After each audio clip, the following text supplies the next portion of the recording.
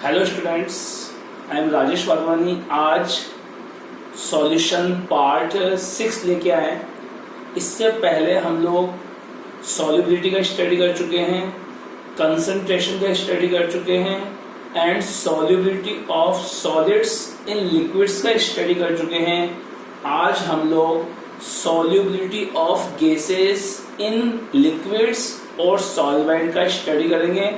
यहाँ पे सॉल्वेंट क्या लेंगे हम लोग, लिक्विड्स। तो आज हम लोग गैसेस की सॉल्युबिलिटी किसके अंदर, लिक्विड्स के अंदर का स्टडी करेंगे। Solution part number 6, solubility of gases in liquids, यानी कि लिक्विड्स में गैसेस की सॉल्युबिलिटी क्या होती है, कितनी होती है, कैसे आइडेंटिफाई करते हैं, इसका स्टडी करेंगे।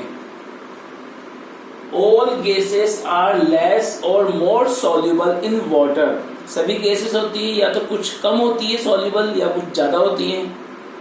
वाटर के अंदर हम लोग वाटर का इसलिए यूज कर रहे हैं क्योंकि वाटर एक यूनिवर्सल सॉल्वेंट है। मैक्सिमम जगह सॉल्वेंट के फॉर्म में वाटर का यूज किया जाता है। तो या तो गैसेस लेस सॉल्युबल होती है या मोर सॉल्युबल होती है वाटर के अंदर एंड बनाती है ट्रू सॉल्यूशन, और बनाती है एक ट्रू सॉल्यूशन का फॉर्मेशन करती है। जो सॉल्युबिलिटी होती है गैसेस की वाटर के अंदर, उसे हम लोग अल्फा, जिसे बोलते हैं एब्जॉर्प्शन कोएफिशिएंट बोलते हैं, उससे रिप्रेजेंट करते हैं। एब्जॉर्प्शन कोएफिशिएंट अल्फा होता है और अल्फा क्या होता है, solubility of gases in liquids को हम लोग अल्फा से रिप्रेजेंट कर रहे हैं। इसे साइंटिस्ट बंसन ने दिया है। वेरी इंपॉर्टेंट पॉइंट है जो कंपटीशन पॉइंट ऑफ व्यू से, किस साइंटिस्ट ने दिया है, बंसन ने दिया है। किसको, अल्फा को। अल्फा क्या है, एब्जॉर्प्शन कोएफिशिएंट है और ये क्या बताता है, solubility of gases in liquids. अब जो एब्जॉर्प्शन कोएफिशिएंट अल्फा होता है, it is defined as the volume of the gas, gas का कितना वॉल्यूम डिसॉल्व है, unit volume of the solvent. Solvent का यूनिट वॉल्यूम ले लिया हम लोगों ने, 100 ml ले लिया, 1000 ml ले लिया, 1 लीटर ले लिया। तो उसके अंदर गैस कितना सॉल्युबल है, गैस का वॉल्यूम कितना सॉल्युबल है, कितनी गैस डिसॉल्व होती है, तो हम उसे क्या, एब्जॉर्प्शन कोएफिशिएंट अल्फा देते हैं। ठीक है।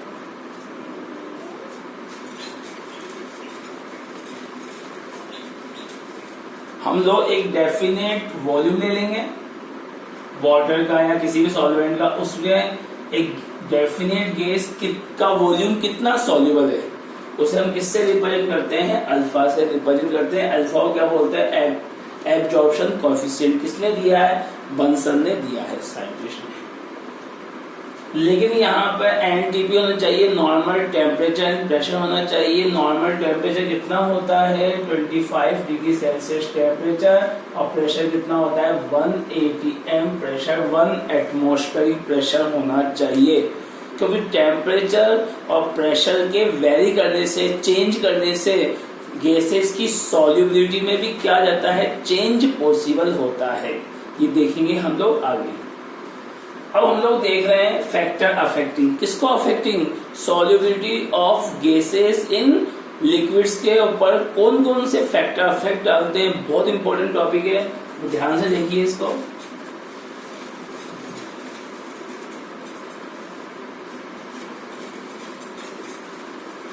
फर्स्ट है नेचर ऑफ गैसेस।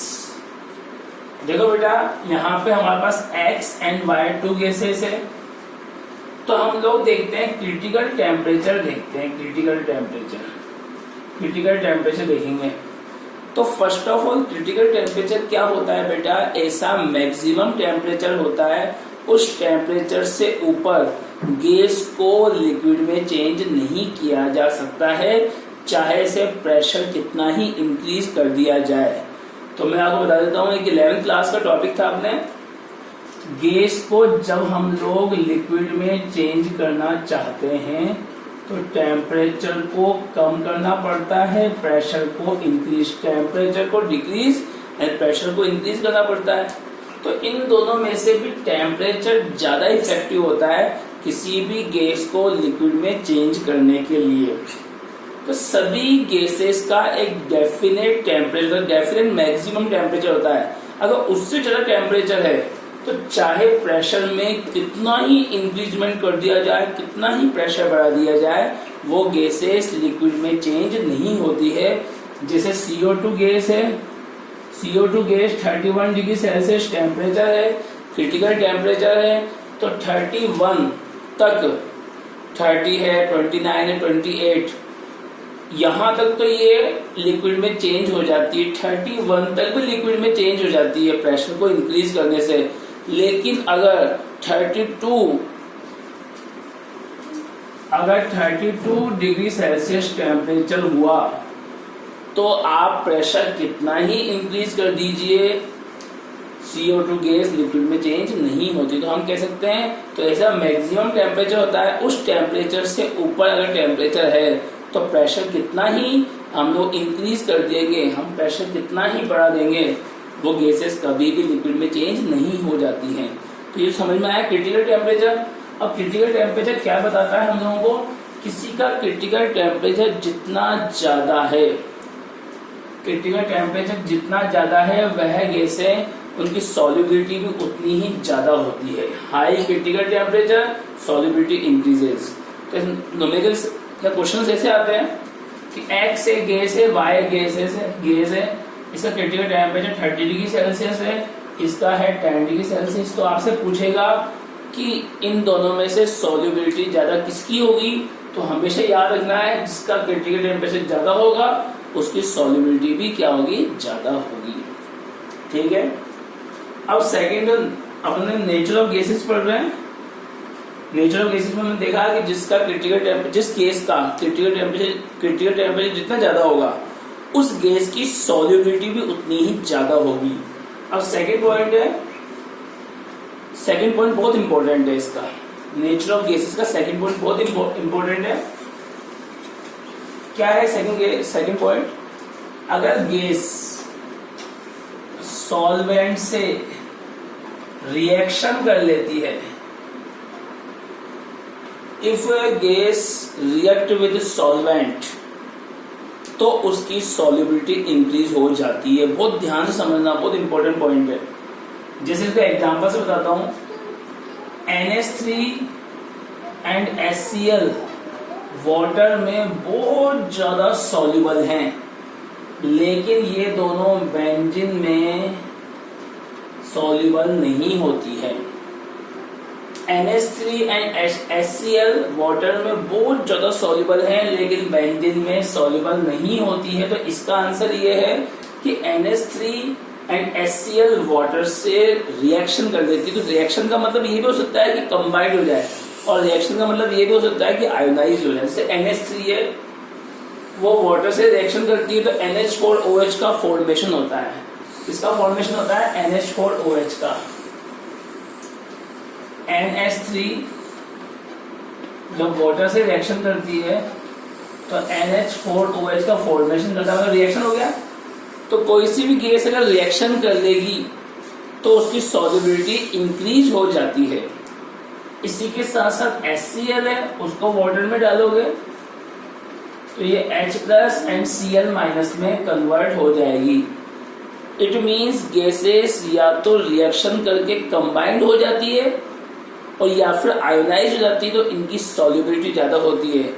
और यही दोनों गैसेस है, अमोनिया और HCl बेंजीन से रिएक्शन नहीं करती, इसलिए इनकी बेंजीन में सॉल्युबिलिटी कम होती है। तो कोई सी भी गैस जब कंबाइंड हो जाती है या आयोनाइज हो जाती है किसी सॉल्वेंट के अंदर तो उसकी सॉल्युबिलिटी ज्यादा होती है, और यदि कोई रिएक्शन शो नहीं करती है तो उसकी सॉल्युबिलिटी क्या होती है, कम होती है। तो हम कह सकते हैं कि NH3 and HCl are soluble in water but insoluble in benzene. Why? Because NH3 react with H2O and form NH4OH, and HCl react with the water and become ionized and get H+ and Cl- ions. तो reaction कर लेगी, solubility ज्यादा होगी। इसी का हम लोग एक क्वेश्चन देखें। O2 की सोल्यूबिलिटी वाटर में वेरी लेस होती है एंड ब्लड में मोर होती है। एक क्वेश्चन है why O2 is more soluble in blood while less soluble in H2O। तो हमें क्या आंसर बताना है? O2 वाटर से कोई रिएक्शन नहीं करता है, इसलिए वेरी लेस सॉल्युबल है। लेकिन O2 ब्लड में जो हीमोग्लोबिन होती है, हीमोग्लोबिन से रिएक्शन करके ऑक्सी हीमोग्लोबिन का फॉर्मेशन करता है। किसका फॉर्मेशन करता है? Oxy haemoglobin. तो जो गैसेस रिएक्शन कर लेती है सॉल्वेंट के साथ तो उनकी सॉल्युबिलिटी बढ़ जाती है। इसने ब्लड में जो प्रेजेंट है हीमोग्लोबिन उससे रिएक्शन करके और एक कंपाउंड का फॉर्मेशन किया ऑक्सी हीमोग्लोबिन, इसलिए O2 की सॉल्युबिलिटी मोर होती है किसके अंदर? ब्लड के अंदर। किसके कंपेरिजन में? H2O के कंपेरिजन में। इसके बाद है अगला पॉइंट, फैक्ट ऑफ फैक्टिंग है नेचर ऑफ सॉल्वेंट्स। कौन सा है नेचर ऑफ सॉल्वेंट्स? तो वही है जिसे हम लोग एक बात करें CO2 एंड O2 की बात करें और यहाँ पे सॉल्वेंट H2O सॉल्वेंट है तो सेम डिजोल्व सेम। ये क्या है? नॉन पोलर है, तो नॉन पोलर वाटर में कम डिजोल्व होगी। और CO2 क्या होती है? CO2 भी वैसे अगर अपन CO2 या SO2 का भी यूज करते हैं तो और अच्छे समझ में आ जाएगा आपको। O2 नॉन पोलर है, अगर O2 नॉन पोलर है तो नॉन पोलर एक पोलर सॉल्वेंट के अंदर कम डिजोल्व होगा। बाबू चुप। O2 क्या है? नॉन पोलर है, तो नॉन पोलर H2O क्या होता है? एक पोलर सॉल्वेंट है, तो ये लेस डिजोल्व होगा।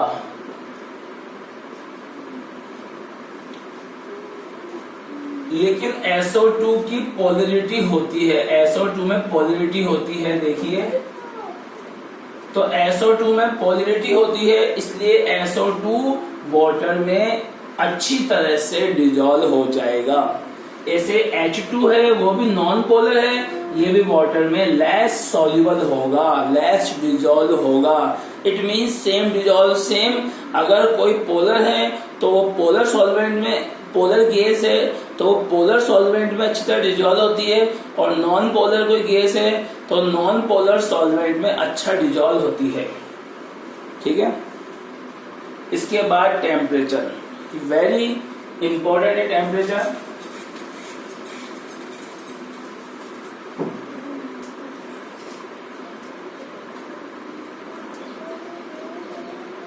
ले प्रिंसिपल के अकॉर्डिंग कोई भी गैस किसी सॉल्वेंट में डिजोल्व होती है और सॉल्यूशन बनाती है तो यह एक एक्सोथर्मिक प्रोसीजर होता है।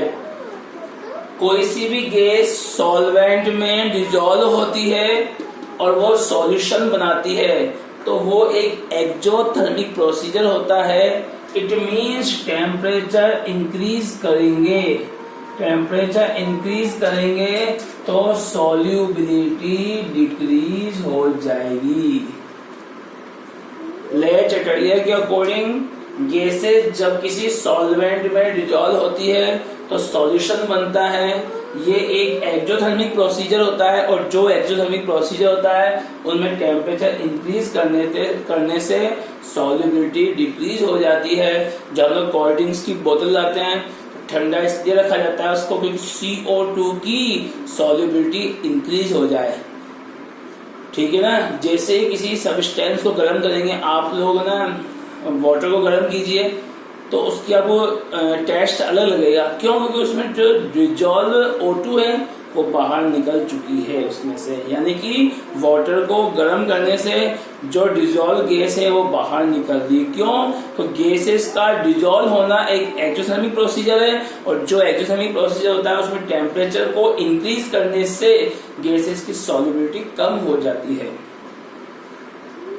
अब है अगला other solute present in solvent. ये तो इंपॉर्टेंट नहीं है। जब किसी सॉल्वेंट में हमने 2 सॉल्वेंट लिए हैं, 2 सॉल्वेंट लिए हैं, एक में पहले से ही इक्वल लिए, दोनों ही 100 ml वाटर है, दोनों 100 ml वाटर है। इसमें पहले से ही 10 ग्राम NaCl मिक्स हो रहा है, इसमें कुछ भी नहीं है, प्योर वाटर है, ये प्योर है।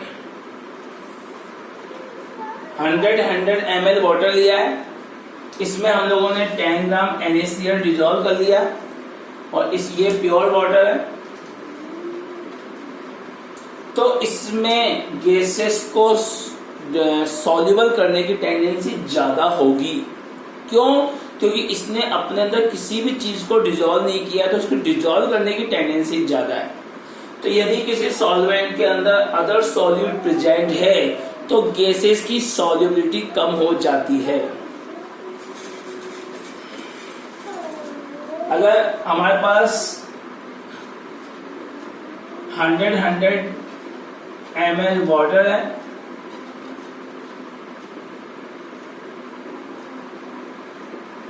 इसमें हम लोगों ने 10 ग्राम NaCl डिजोल्व किया, इसमें कुछ भी डिजोल्व नहीं किया, तो किस लिक्विड की सॉल्युबिलिटी करने की टेंडेंसी ज्यादा होगी? जो प्योर होगा। तो प्योर कौन सा? ये प्योर है, तो इसकी गैसेस को डिजोल्व करने की टेंडेंसी क्या होगी? ज्यादा होगी।